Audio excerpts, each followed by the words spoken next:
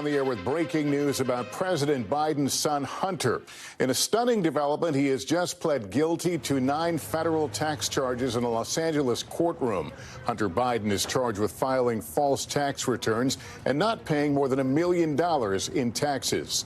His guilty plea came after a last-minute attempt today to avoid a trial while still maintaining his innocence. The case is now in the hands of the judge who will decide on the sentence. Let's get right to our NBC legal team, Laura Jarrett and Danny Savalas. Laura, first walk us through what's happened. A lot of developments today alone. A lot of developments. Obviously, the major headline here is that he has pled guilty to all 9 counts that he was facing. Obviously, it was going to be a lengthy trial, an embarrassing trial, a spectacle for the president's son on including 3 different felonies: failure to pay his taxes on time, failure to file them, tax evasion. The gist of it was basically he was spending money on everything but his taxes, according to prosecutors. Now, he had pled not guilty. He had maintained his innocence all along.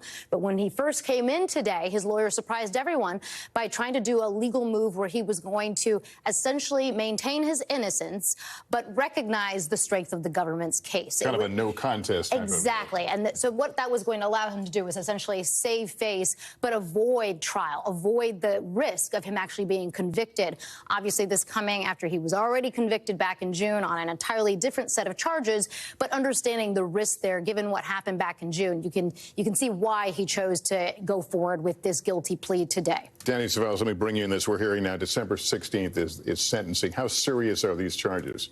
Not only are these charges serious, but don't forget, Hunter Biden has already been convicted. So it's entirely possible, depending on scheduling, that he may be considered under the sentencing guidelines as someone with a prior record. And under the federal sentencing guidelines, having a prior record vaults you into a different category of sentencing. And so this is normal. The sentencing being set out a few months allows time for probation to conduct an investigation, prepare a report, which they will give to the judge. I calculate the sentencing guidelines at roughly around the 33-month range, but they're not mandatory. A judge can go above or below the sentencing guidelines. So, and could he be sentenced concurrently with the conviction in Washington?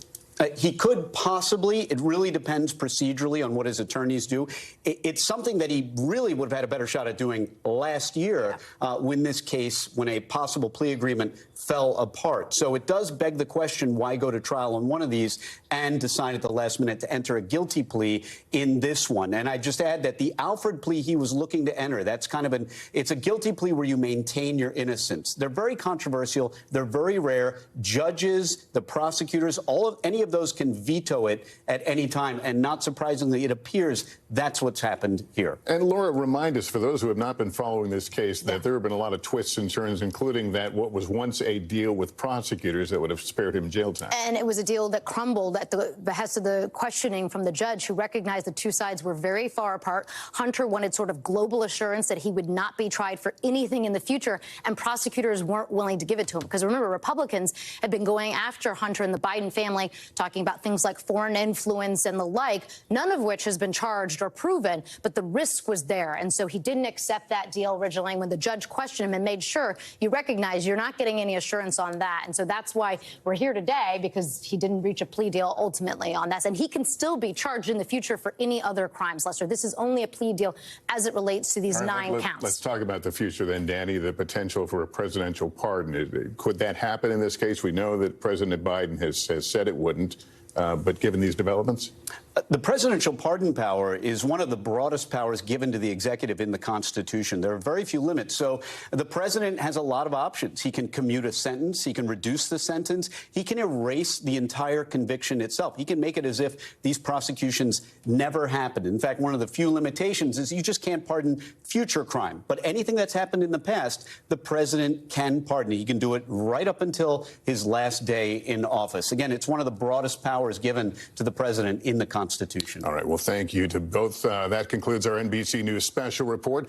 We'll, of course, have much more on our streaming channel, NBC News Now, and tonight when I see you for NBC Nightly News. I'm Lester Holt in New York. Good day, everyone. Thanks for watching. Stay updated about breaking news and top stories on the NBC News app or follow us on social media.